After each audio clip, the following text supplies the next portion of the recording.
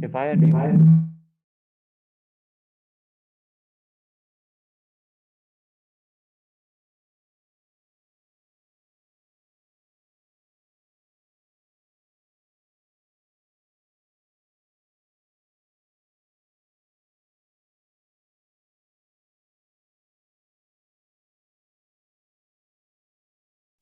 okay, let's see. Yep, that's no problem there. So just make sure everyone's stuff is muted. Okay, so today my topic is about augmented reality. Oh,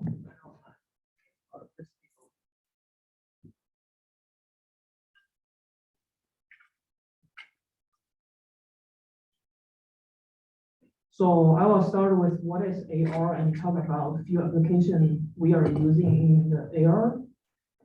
So first, let's start with what is AR. Basically, for my understanding is that AR is a blended digital content into the real world. Like you all are pretty familiar with MCU concepts of like how the AR is working. That's kind of like how application of AR is actually doing. And then ideally right now, I think it's 20% of digital content and then 80% of the real world. And then let's jump into the actual application of augmented reality. The first one starts with my favorite, Pokemon Go. All those pictures I've taken by using AR blending, you can see some of them are really cool. Like this one is my personal favorite. It is really, really good looking. And then the Aerodactyl is like flying in the sky. And then the Bulbasaur is helping in the lab. Those are all taken by using the AR technology instead of being photoshopped. And then the other feature are product visualization. This actually is a pretty mature business right now because this one is the picture screenshot that I've taken from an application that's built for designer, developer, so that they can actually put the content for actual customers, like show them how to use the AR technology and then display the contents using their phone. You can see there is no bathtub right here, but on the phone, like you can perfectly see how big the bathtub is and then how it can be fit into the real world without actual item being here. I guess one point, you guys all have something it's either too large or too small that doesn't really fit. And then that's really the ideology of the product visualization for the customer side. The other thing is actually the virtual augmented reality fitting room. And then this one, the Timberland actually has released a campaign of the AR fitting room on the street in their store all the way back to 2014. And then it's the estimation for the market share for the AR fitting room is going to be multi-billion within 5 years. And then the next one is what we can use is for the education. This potentially is showing the drug's effects on the particular parts. And then even though the picture is static, but actually in the AR application, you can see the whole animation of how drug is being affected into the particular parts and then the corresponding section of it. I mean, I personally wish we could have those things when I was taking biology anyway, because it's kind of like really messed up. Like, who knows what's the heart, what's the lung of invertebrates? Like when my TA said that, I'm nodding my head. I'm like, oh, I can see that, but in my head it's like, what did she say? The other thing is like the AR publishing. My company actually did something similar, but that's kind of like the manual for using the VR technology. But actually the AR technology is pretty mature to build something like that. And then one of the concepts using similar technology is for the training. This is from the Harvard Business Review, and then this magazine actually is published back to 2019. So that's like 3 years ago, they already had the technology. The other pretty interesting aspects of AR publishing is you can use your business card. Like people literally can scan your business card and then having a little AR demonstration on what you are doing. I think that's also pretty cool on the aspect of the business. Last but not least is the actual AR devices that was released last year. It's called Unreal. And then this is pretty light, neat glass that you can put on. You still have to hook it up with your cell phone, but that's relatively lightweighted compared to VR devices. This picture is kind of like the product view that you can see from the business company. Like literally, like you just have to use your phone, point to the application, and then you can see how the application is being displayed on your AR glasses. And then this is another video clips that I took from a video, YouTube video released last year. The YouTuber was playing a Xbox game using the AR glasses instead of like using a actual TV screen, which I think also is pretty cool using the application of the AR. And then that's pretty much the application aspects of the AR that has already been out of the market. And then, thank you.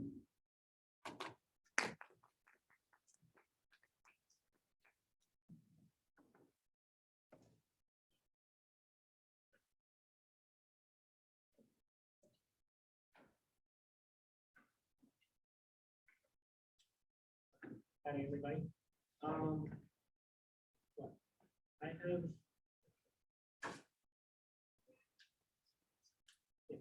So basically, what I'm gonna try and show here is on Unity. I posted this earlier in announcements, but basically Unity has provided just a bunch of resources for making any sort of game. This particular one is how to start like setting up a VR environment for development, in particular in Unity. Do you guys have Unity installed on your computers? Yeah.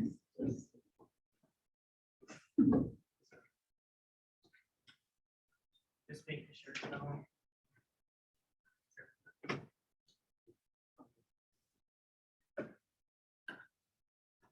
I'm just curious, what are your guys' experience like making particularly?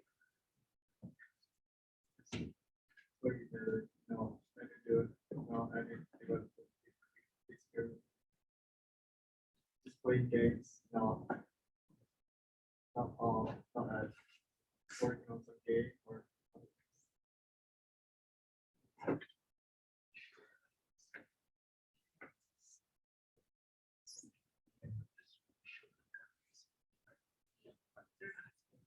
So, yeah.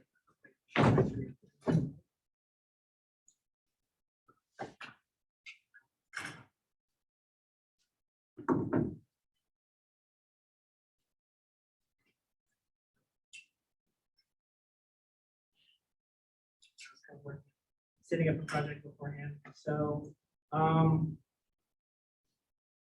basically, bare bones, very basic 5-minute introduction. Unity is downloaded through the Unity Hub, which you can get in here, or you can search it up, Unity Hub/download. Download it for Windows and other versions.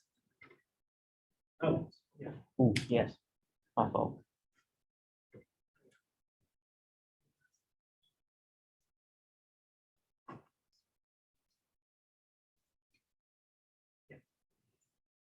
Basically, once you. Oh, I just read, is your mic on? No. It should be down. Yeah. Hear me better? Yep. Okay, cool. Yeah. Download Unity through the website. What you'll end up getting is you will get this Unity Hub right here. Basically, what that looks like once you bring it up. It actually got an update recently. I kind of like the new dark mode design, but basically right here, you'll see your projects. I have a bunch of different projects. This one in particular, I'm just going to showcase in just a moment. Then you have Then you have your installs. Here you can get specific versions of Unity depending on if you're like a solo developer or working for an organization. You're gonna have to also sign up for a developer account. That's kind of like a separate thing. You have to get like a free license and all that stuff. You can find official releases, pre-releases, all that stuff. Right now, I'm gonna be using what, version 3.30 F1, which is the newest like long-term supported developer version. Yeah, and like I just showed, basically double click on a project to open it, and it's simple. Interestingly though, if you're looking to, what I've done is beforehand, referencing the link that I posted in the announcement a little earlier today. This is a like tutorial starting project.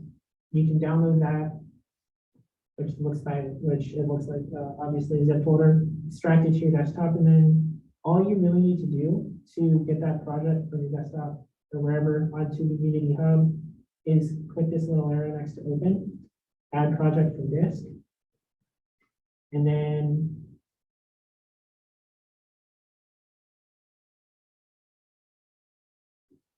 just navigate to, ideally, navigate to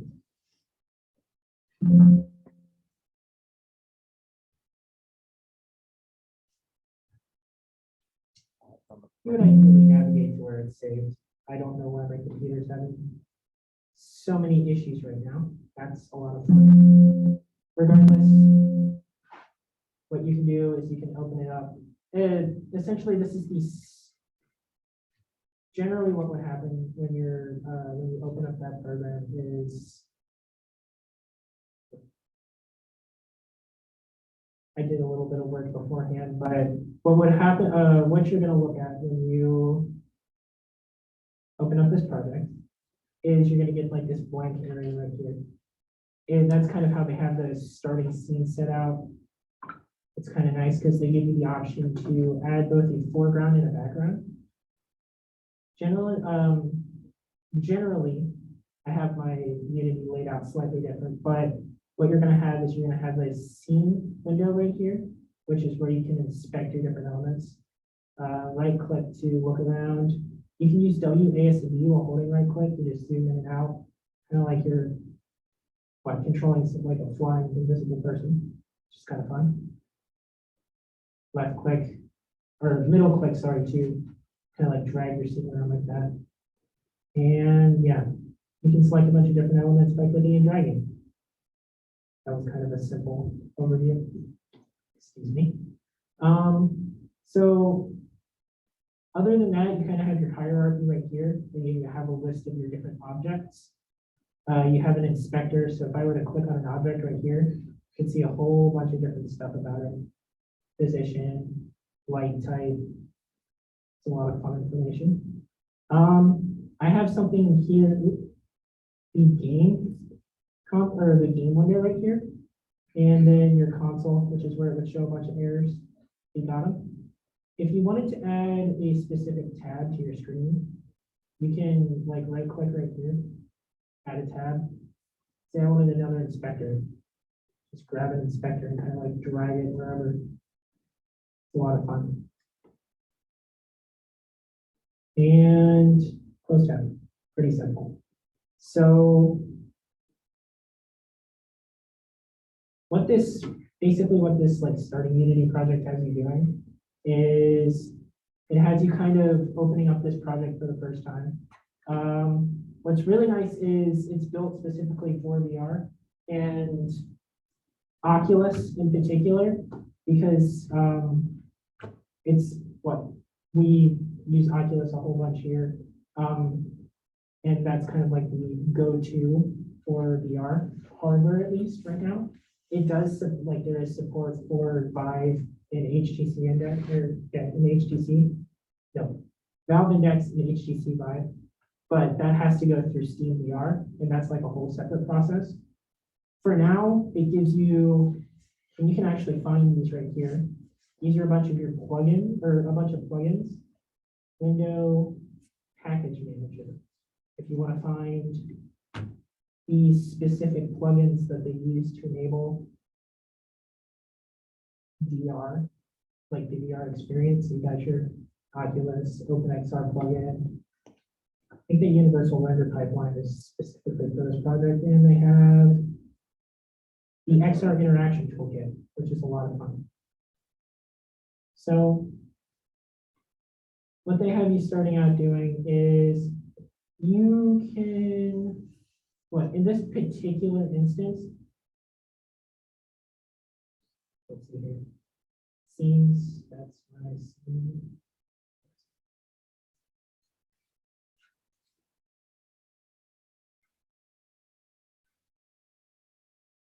Yeah, there. Course library, there we go, kind of forgot where it was. They give you all these bunch of like different prefabs in this beginning. Program, prefabs, environments. I kind of like this. What's really nice about Unity is you can click and drag anything into the inspector and make this a bit bigger for you out here. Because this is an awkward scene, and I don't know why it's quite this awkward. The goal, like what they originally had intended for this particular project was like you're in a room and you're looking out and you can like wear the headset, like look out onto this foreground. So it's kind of covering our little room right now. I'm gonna see if I can't move this. What's really nice about Unity is, well, in this inspector window right here, you can click on like the X, Y, and Z. Click and drag if you see that little like arrows next to my mouse. Click and drag and that'll transform. And you see right here in this game view window, I can actually see if I'm going to be on target or not. There we are. Okay.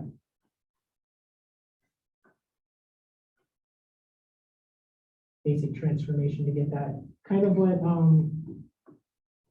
kind of like a nice city view, if you will. Background as well.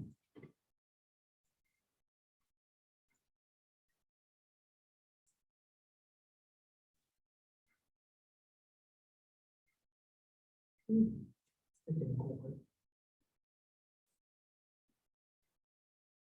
That did not work at all. That's fine. Okay. So then,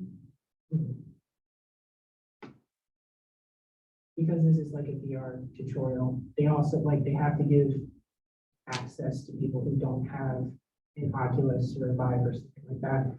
And so how they do that is you have this XR interaction manager, input action manager, and the XR device simulator. All these different controls right here.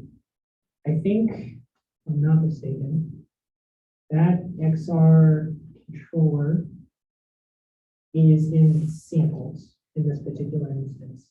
Device simulator, XR device, and click and drag it just into hierarchy. Because that's kind of a pain to have, but what's a lot of fun with this is it comes right out of the box, easy to use. If I hit play here,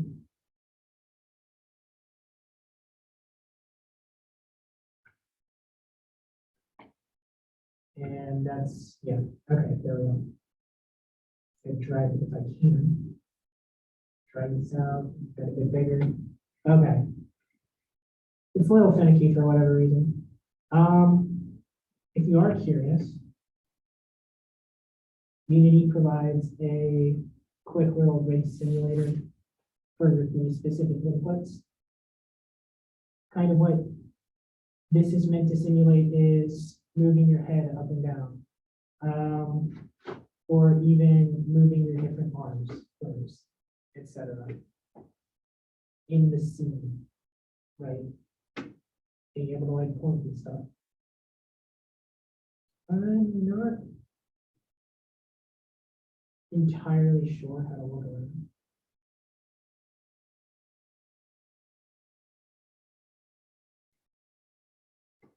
Yeah, that hand mouse is not really.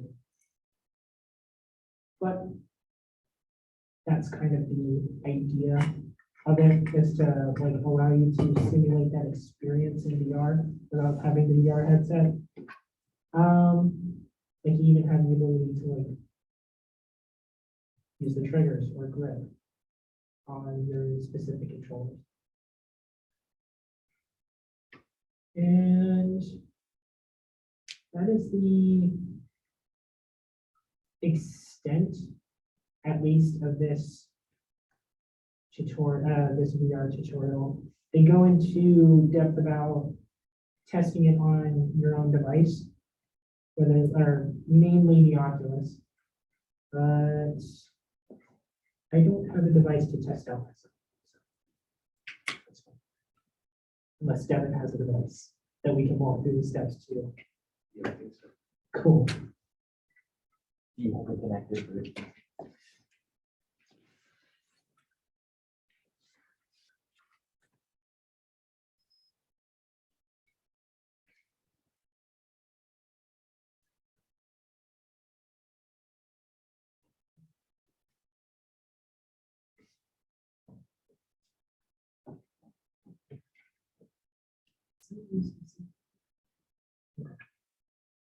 Yeah, I have one.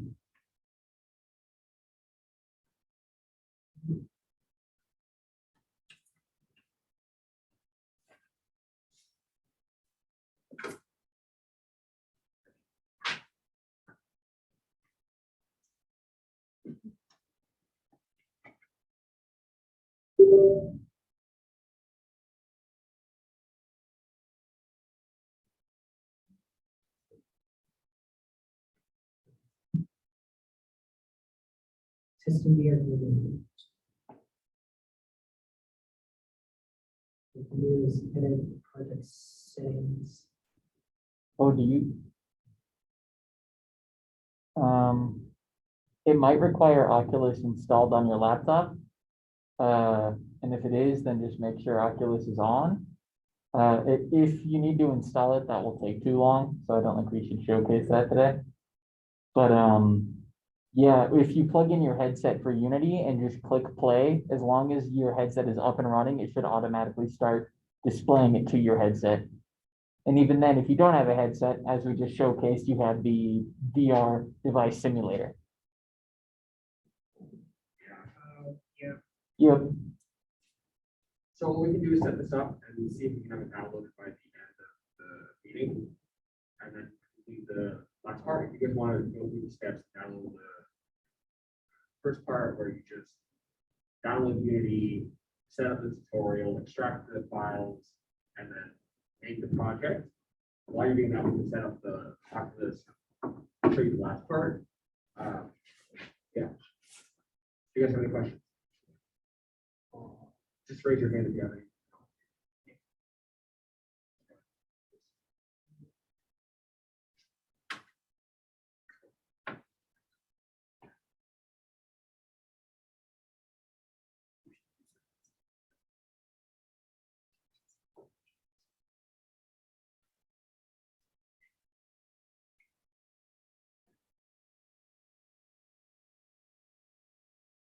Search for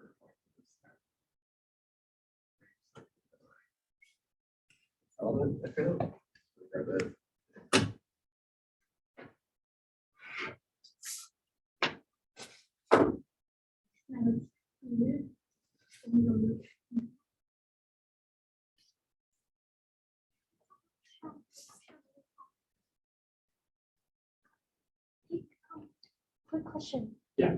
So actually, the one that I download has a different version than I had. Should I convert it to the current version I had, or should I Yes. just? Yeah. you Yeah, should because I convert it. already converted to my current version and I open it and it doesn't come out the black phone. Stop recording for now.